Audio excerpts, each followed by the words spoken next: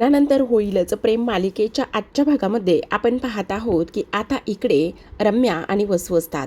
रम्याने वसूला एक काम सांगितलेलं असतं आणि तेव्हा वसूने सरळ सरळ त्या कामासाठी नकार दिलेला असतो. वसू म्हणत असते, रम्या, हे असलं मी अजिबात करणार नाही. माझा जीव जरी गेला ना तरीसुद्धा मी काहीही करणार नाही. एवढं सगळं झालं पण तू काही करू शकली नाहीस म्हणून तू माझ्याकडून असली कामं करून घेतीयेस का? नाही, माझा जीव जरी गेला ना तरीसुद्धा मी हे करणार नाही रम्या. त्याच वेळेला रम्या म्हणत असते, हो का? अच्छा, तू करणार नाही आहेस? ठीक आहे, मग मरणासाठी तयार राहा. काय बोलतेस रम्या? अगं हो, जर सुतक पडलं ना तर मग सगळेजण सुतकामध्ये हे लग्न करूच शकणार नाही आहेत आणि तू जर मेली तर सुतक पडेलच ना. काय ग रम्या, काय बोलतेस तू हे? एकदाचा जीव का घेत नाही आहेस माझा तू? करते करते बाई करते, असं म्हणून रम्या बोलल्यानंतर वसू तिथून निघून जाते. रम्या मात्र खुनशी हसत असते. इकडे दुसऱ्या बाजूला चौघेजण बसलेले असतात. धनंजय, विक्रम, मानिनी आणि शारदा आईस्क्रीम खात असतात आणि म्हणत असतात, खरं तर संगीताचा कार्यक्रम अप्रतिम झाला. संगीताच्या कार्यक्रमाला बाकीची सगळी मंडळी जमा झाली त्यामुळे अक्षरशः चार चांद लागले. बघितलं ना, बघता बघता सगळे कार्य कसे पार पाडत आले. खरं तर असं वाटतच नव्हतं. आपले मुलं मुली एवढ्या सगळ्या ह्या गोष्टीतून गेले आहेत आणि ते एवढं सगळं काही करतील ह्या गोष्टीवरती तर खरं सांगायला गेलं तर अजिबातच विश्वास नव्हता. पण असो, सगळं काही व्यवस्थित झालंय ना, त्यातच आनंद आहे. आणि तेवढ्यात मिथून आलेला असतो. मिथून आल्याबरोबर इकडे तो म्हणत असतो, अरे काय काय काय चाललंय काय? मी पण आलेलो आहे बरं का इथे, असं मिथून बोलत असतो. त्याच वेळेला सगळेजण मिथूनकडे पाहतात आणि म्हणत असतात, काय चाललं मिथून भाऊजी तुमचं? अहो काय हे, लग्न उद्यावर आलं आणि तुमचा मात्र अजूनसुद्धा पत्ता नव्हता. अशा ऐते वेळेला येतात का? त्याच वेळेला मिथून म्हणत असतो, हो काय करणार, आता मी आलो आहे ना, सगळं काही व्यवस्थित होणार आहे. आणि हे बघा, साड्यांच्या बिझनेससाठी इकडे तिकडे नेहमी ह्या शहरातून त्या शहरात, त्या शहरातून ह्या शहरात फिरावं लागतं ना, आणि म्हणूनच असं झालं बघा. पण असो, एकटेच आलात तुम्ही? नाही नाही नाही, मी एकटा कसा येईल? मंजूसुद्धा आली ना. मंजू गेली आपली तिकडे त्या मुलींकडे त्यांना भेटायला आणि मी इकडे तुमच्याकडे आलो. चला, आता मी आलेलो आहे ना, सगळं कसं व्यवस्थितच होणार आहे. पण काय हे मिथून भाऊजी, हळद झाली, संगीत झालं, आता उद्यावर लग्न आहे. तेव्हा मिथून म्हणत असतो, आता मला सांगा, लग्न आहे म्हटल्यावर हळद संगीत ह्या सगळ्या गोष्टी होणारच ना. त्या नाही होणार तर कसं? पण आता मेन काय आहे, लग्न आहे की नाही? मग त्या लग्नासाठी मी इथे आलेलो आहे, ते सगळ्यात महत्त्वाचं आहे आणि सगळ्यात गरजेचं आहे ना. पोरांचा मामा, काका, हे सगळं काही इथे मीच आहे आणि मी आलेलोच आहे ना, त्यामुळे काळजी करण्याची काहीच गरज नाही, असं म्हणून मिथून आल्यामुळे आता लग्नाला मात्र अक्षरशः चार चांद लागणार असतात. तेव्हा सगळेजण फारच आनंदात असतात. पण मला सांगा, आपली आहेत कुठे पोरं, आहेत कुठे? अरे, आज संगीताचा कार्यक्रम होता, सगळी दमलीत, आत्ताच आईस्क्रीम वगैरे खाल्लंय आणि सगळ्यांना झोपण्यासाठी पाठवून दिलंय बघ. बस एवढंच? अच्छा, तर आता प्रेक्षकांनो इकडे पहा ना, मानिनी काय कमाल दिसते, तिची हेअरस्टाईल आणि साडी खरंच खूप सुंदर दिसते बरं का मानिनी. तेव्हा मानिनी म्हणत असते, पण मला एक गोष्ट सांगा मिथून भाऊजी, पोरींना नाही आणलं तुम्ही? कसं आणणार वहिनी, मला सांगा. आता आम्हीच दोघं आलेलो आहोत. अहो, पोरींना यायची खूप इच्छा होती, पण त्यांचे पेपर्स चालू आहेत ना, त्यामुळे काही पोरी आल्याच नाही आहेत, असं मिथून इथे बोलत असतो. तेवढ्यातच वसू आलेली असते. आता वसूला पाहिल्यानंतर इकडे मिथून म्हणत असतो, अरे बापरे, ह्या पण आल्यात? तेव्हा वसू म्हणत असते, खरं तर मला तुम्हा सर्वांशी थोडंसं बोलायचं होतं. आता मानिनी म्हणत असते, काय झालं वसूताई, तुम्हाला काही हवं होतं का? तेव्हा वसू म्हणत असते, नाही मला काही हवं नव्हतं, पण बरेच दिवस झालं मनामध्ये एक गोष्ट खटकत होती, म्हणून म्हटलं तीच बोलून टाकावी. कसं आहे ना विक्रम आणि धनंजय, आज तू सुद्धा इथे आहेस आणि गेली कित्येक वर्ष मी माझ्या नवऱ्याच्या मृत्यूला धनंजय तुला दोष देत होते, तुला जबाबदार मानत होते. पण खरं सांगू का, आता सगळ्यांचे गैरसमज आणि त्या सगळ्या गोष्टी इथे मिटलेल्या आहेत ना, म्हणून मला असं वाटतंय की जाऊ दे, झालं गेलं विसरून जाऊया. आणि एवढे दिवस माझ्या मनामध्ये जो गैरसमज होता की माझ्या नवऱ्याला तू मारलेला आहेस किंवा तुझ्यामुळे माझा नवरा मेलाय, ह्या गोष्टी मी आता विसरून जायचं ठरवलंय आणि जो गैरसमज झाला होता तो सुद्धा माझा दूर झाला आहे आणि म्हणूनच मी तुला धनंजय माफ करायचं ठरवलं आहे. खरं तर बऱ्याच दिवसापासून ही गोष्ट बोलायची होती, पण असो, उद्या आता पोरांची लग्न होत आहेत आणि त्यामुळे म्हटलं हा सुखद धक्का सगळ्यांना देऊन टाकावा. इथे विक्रमला आणि त्याचबरोबर मिथून ह्या दोघांना सुद्धा वसवश बोलते, अशा पद्धतीने माफी मागते. ह्या दोन्ही गोष्टीवर त्याचा अजिबात विश्वास नसतो. पण तरीसुद्धा आता धनंजय म्हणतात, खरंच माझ्या मनावरचं खूप मोठं ओझं हलकं झालं आहे. आता खरं सांगू का, मी आनंदाने डोळे मिटायला मोकळा झालो बघा.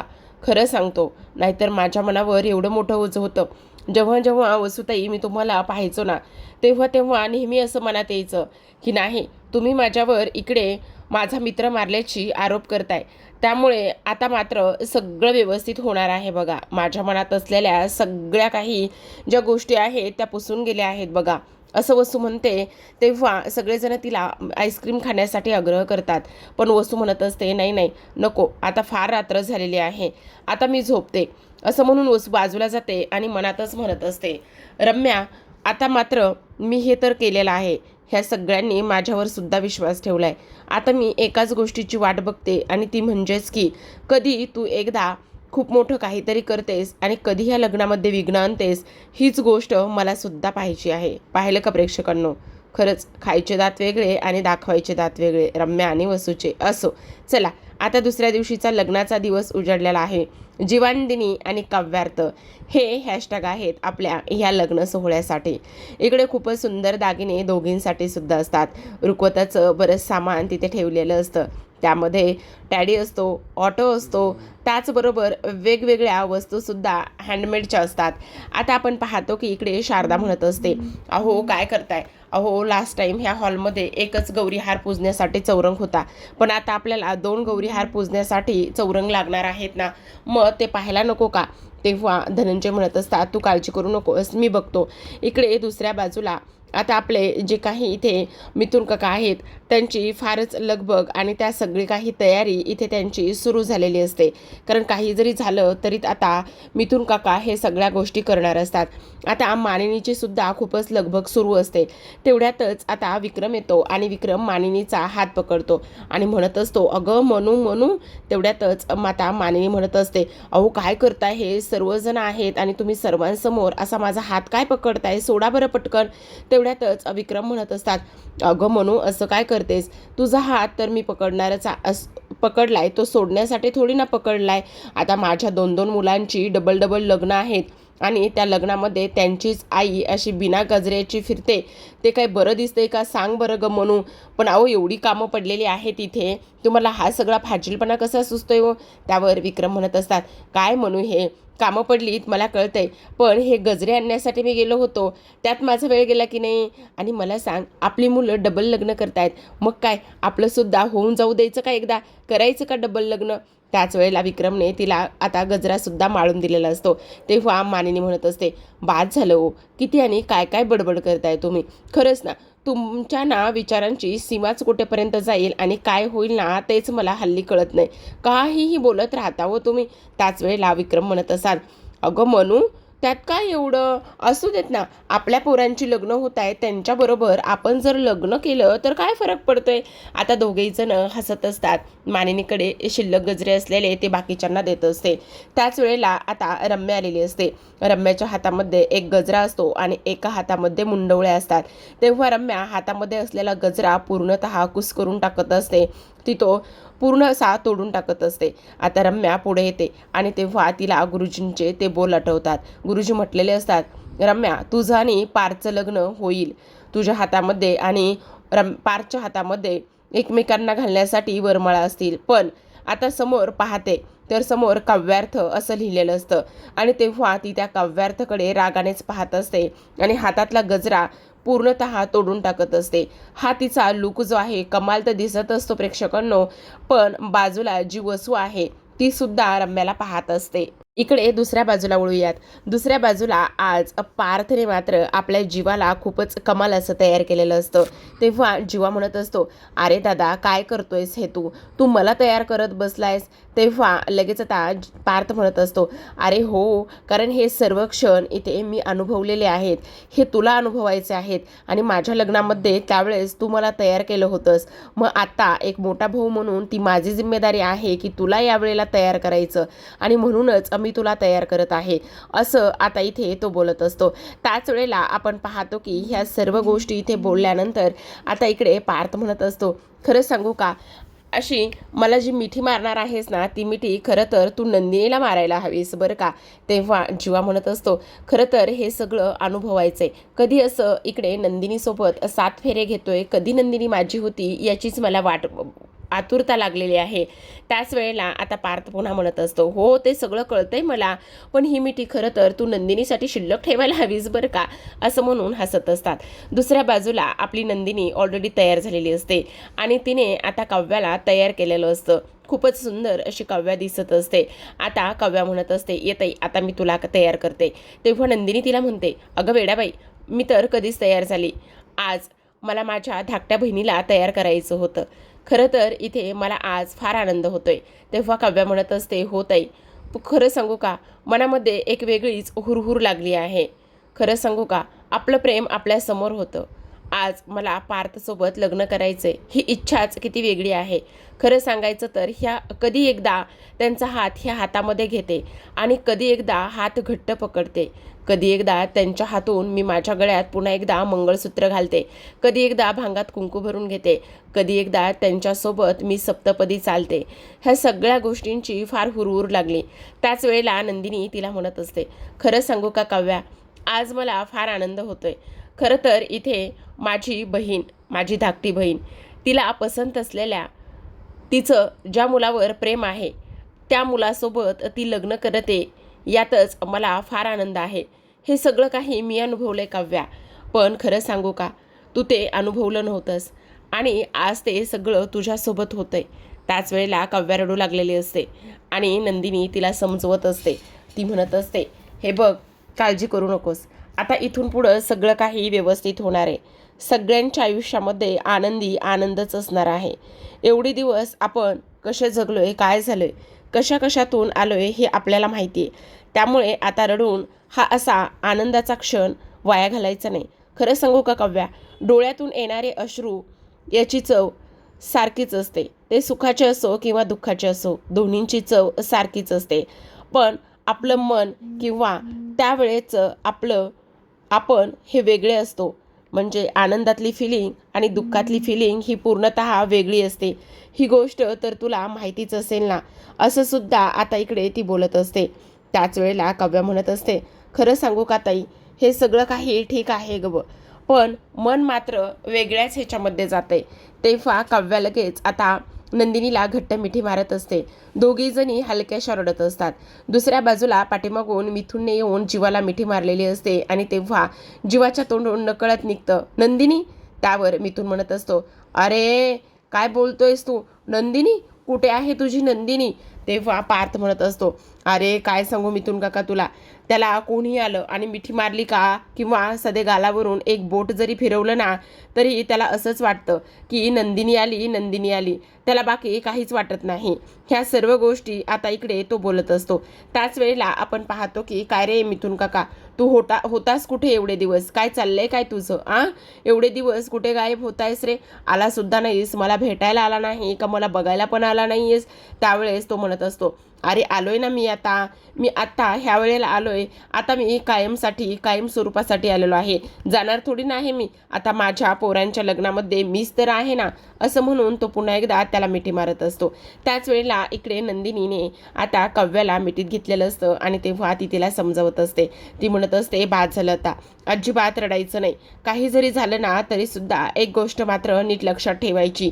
हे बघ, सगळ्यात महत्त्वाचं म्हणजे आता आपलं लग्न आहे आणि ते लग्न आपल्याला व्यवस्थितच पार पाडायचं आहे असं सुद्धा आता इकडे ती बोलत असते. त्याच वेळेला आपण पाहतो की मिथुन काका पोरींना शोधत असतात आणि म्हणत असतात, चला चला चला पटकन चला, लवकर चला, मी मामा म्हणून तुम्हाला घ्यायला आलेलो आहे असं म्हणत असतात. तर आता इकडे रम्याने पार्थला येताना पाहिलेलं असतं. रम्याच्या हातामध्ये फुलं असतात. ते फुलं ती हातामध्ये घेते आणि विचार करत असते, हेच फुलं पार्थाने माझ्या अंगावर पडायला हवेत, ह्याच फुलं आता पार्थाने माझ्यासाठी असायला हवेत असं इकडे आता तिचं म्हणणं असतं. पार्थ जो आहे तो जीवाबरोबर असतो. दोघेही जण फार कमाल दिसत असतात आणि फार गोड दिसत असतात आणि हसायला सुरुवात केलेली असते. इकडे आता रम्या फक्त आणि फक्त पार्थकडे पाहतच असते. तिला फक्त एक वाटत असतं, काय चाललंय, हे सगळं कसं होतंय, काही जरी झालं ना तरी सुद्धा इकडे पार्थ हा माझाच व्हायला हवाय, फक्त पार्थ माझाच आहे असं ती इथे बोलत असते. आता मिथुन धावतच गुरुजींकडे जातो. आता गुरुजींना म्हणत असतो, बोला बोला काय करायचंय, अंतरपाठ धरायचा आहे, त्याचबरोबर नवऱ्या मुलींना इकडे घेऊन यायचंय. गुरुजी म्हणत असतात, हो मुलीचे मामा मुलीच्या मुलींना घेऊन या. अहो मीच आहे मुलींचा मामा आणि मुलांचा काका आणि मामा, सगळं मीच आहे, मी आणलं तर चालेल ना. तेव्हा गुरुजी म्हणतात, हो हो चालेल ना, काहीही हरकत नाही, तुम्ही बिंदास्त घेऊन या. त्यावर मिथुन म्हणत असतो, हो चालेल ना. आता धावतच जातो. तेवढ्यातच युग भेटतो आणि युगला मिथुन आवाज देतो आणि म्हणत असतो, अरे युग युग काय चाललंय काय, हे बघ कुठेही जाऊ नकोस हां, आपल्या दोघांना आता अंतरपाठ धरायचा आहे असं इकडे आता ते बोलत असतात. तेव्हा युग म्हणत असतो, अरे काका मी कुठे जाणार आहे, मी कुठेही जाणार नाही आहे, आपण अंतरपाठ धरूयात. दुसऱ्या बाजूला आपण पाहतो की इकडे आता ह्या दोघी जणी गौरीहार पुजायला बसलेल्या असतात. एकच चौरंग असतो आणि एकाच चौरंगावर आता वेगवेगळे दोघींचे गौरीहार मांडलेले असतात. नंदिनी आता गौरीहार पुजताना तिला तो क्षण आठवतो 6-7 महिन्यापूर्वीचा, जेव्हा ती पहिल्यांदा पार्थ बरोबर लग्न करायला बसली होती. तेव्हा गौरीहार पुजताना तिच्यासोबत काय काय घटना घडल्या. गौरीहार पूजत असतानाच तिला तोंडावर गुंगीचं औषध लावलं गेलं आणि तिला लग्नातून किडनॅप केलं गेलं. हा क्षण तिला आठवू लागतो. आठवत असताना काव्या तिला समजावते आणि म्हणत असते, काय झाले ताई. त्यावर नंदिनी म्हणत असते, नाही ग काही नाही, खरं खरं सांग ताई, सगळं ठीक आहे ना. तेव्हा नंदिनी म्हणत असते, हो ग सगळं ठीक आहे, घे पूजा करूयात असं म्हणून आता पुन्हा त्यांनी गौरीहार पूजायला सुरुवात केलेली असते. आणि दोघींनी गौरीहार पूजल्यानंतर दोघी जणी नमस्कार करत असतात. नमस्कार केल्यानंतर मिथुनचा आवाज येतो. आता मिथुनचा आवाज आल्यानंतर मिथुन म्हणत असतात, कुठे आहेत 2 गोड बाहुल्या, कुठे आहेत, काय चाललंय त्या बाहुल्यांचं, गोड बाहुल्या चला चला चला चला चला, मोहित्यांच्या लक्ष्म्या आणि त्याचबरोबर इकडे आता होणाऱ्या इकडे देशमुखांच्या सुना काय गोड दिसतात ग, खरंच खरंच खरंच, चला हा मामा तुम्हाला घेऊन जायला आला आहे. त्याच वेळेला आता इकडे नंदिनी आणि काव्या, नंदिनी म्हणत असते मिथुनला, खरंच सांगू का काका, सगळं काही आपल्यासमोरच होतं, प्रेम त्या सर्व गोष्टी आपल्यासमोरच होत्या, पण आपण ओळखायला त्या सगळ्या गोष्टी अनुभवायला किती चुका करतो ना, तेच काही कळत नाही आपल्याला. त्याच वेळेला आता इकडे ते म्हणत असतात, हो ते तर अगदीच बरोबर आहे, आपण त्या सगळ्या गोष्टी इथे समजून घेत नाही, आपण त्या सगळ्या गोष्टी इकडे दुर्लक्षित करतो आणि त्याचमुळे हे सगळं काही होतं. बघितलं पोरींनो, प्रेम तुमच्यासमोर होतं पण तुम्ही ते ओळखू शकला नाही आहेत. पण असो, आणि आता तुम्हाला उशिरा का होईना पण ह्या सर्व गोष्टींची समज आली आहे ना, ते फार जास्त महत्त्वाचं आहे. मग तुम्ही त्या सर्व गोष्टींचा एवढा विचार अजिबात करू नका. आत्ता ह्या आलेल्या क्षणाचा सगळा काही विचार तुम्ही इथे करा असं सुद्धा आता इकडे ती लोक बोलत असतात. त्याच वेळेला काव्या रडायला लागलेली असते. ती म्हणत असते, पण बघितलं ना आमच्यासोबत कसं आणि काय झालंय ते. पोरींनो एवढा विचार करू नका, मन दुखी करू नका. हे बघा, खरं सांगू का, खरं प्रेम मिळणं हे सुद्धा नशिबात असतं आणि तसं म्हणतात ना, सगळं काही आपल्या आजूबाजूलाच असतं पण आपण ते ओळखू शकत नाही, पाहू शकत नाही. अगदी तसंच काहीसं तुमचं सुद्धा झालेलं आहे. पण आता जुने दिवस आठवू नका आणि स्वतःला अजिबात त्रास करून घेऊ नका. त्याच वेळेला काव्या म्हणत असते, नाही काका, आम्ही जुने दिवस आठवत नाही, पण हे आठवतंय ना, गेल्या वेळेस किती माणसं दुखवली होती, किती माणसांना त्रास झाला होता, ह्या सगळ्या गोष्टी आठवतात. त्यामुळे आत्ता थोडंसं मन हळवं झालेलं आहे. आत्ता आत्ता हा जो काही सगळा घाट घातलाय ना, ह्या सगळ्या घाटामुळे आता सगळी माणसं आनंदी आहेत, खुश आहेत. हे सगळं पाहूनच आता मनाला एक आनंद आणि समाधान होते. त्यावर मिथून म्हणत असतो, अगदी बरोबर बोलताय तुम्ही. तुम्हाला आनंदी राहण्याचा, त्याचबरोबर इकडे हे सगळं काही अनुभवायचा पूर्ण अधिकार आहे. I like this. पोरींनो, मी काय बोलत बसलो इथं, हे सगळ्या नशिबाच्या गोष्टी आहेत. आणि चला, मी इथे तुमच्याशी अशा गप्पा मारत बसलेलो आहे. मी तुम्हाला इकडे नवरीचा मामा म्हणून घेऊन जायला आलोय आणि मीच तुमच्यासोबत येऊन गप्पा मारतोय. नाही नाही नाही नाही नाही, चला चला चला चला चला, पटकन चला, असं म्हणून लगेचच आता इकडे त्या मिथून दोघी नवऱ्या मुलींना घेऊन आलेला असतो. त्याच वेळेला धनंजय, त्याचबरोबर नंदिनी आणि काव्या ह्या दोघी जणी असतात. इकडे दुसऱ्या बाजूला जीवा आणि पार्थ तर ऑलरेडीच लग्न मंडपामध्ये येऊन बसलेले असतात. मिथून आणि युगने तर पाठ धरलेला असतो. जीवा आणि पार्थ हे दोघेही जण त्या दोघींना अंतरपाठ बाजूला करूनच बघत असतात. काव्या तर फार गोड दिसत असते. त्याच सोबतीला नंदिनी सुद्धा फार गोड दिसत असते. जीवा सुद्धा अंतरपाठ बाजूला करतो आणि हळूहळूच नंदिनीला पाहत असतो. तेव्हा नंदिनी मात्र त्याच्याकडे आश्चर्यानेच पाहत असते. आता 3 सुंदर अशा गोड मुली असतात मंगलाष्टकं म्हणण्यासाठी.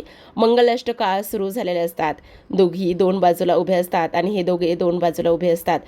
चौघांच्याही हातामध्ये आता वरमाला असते.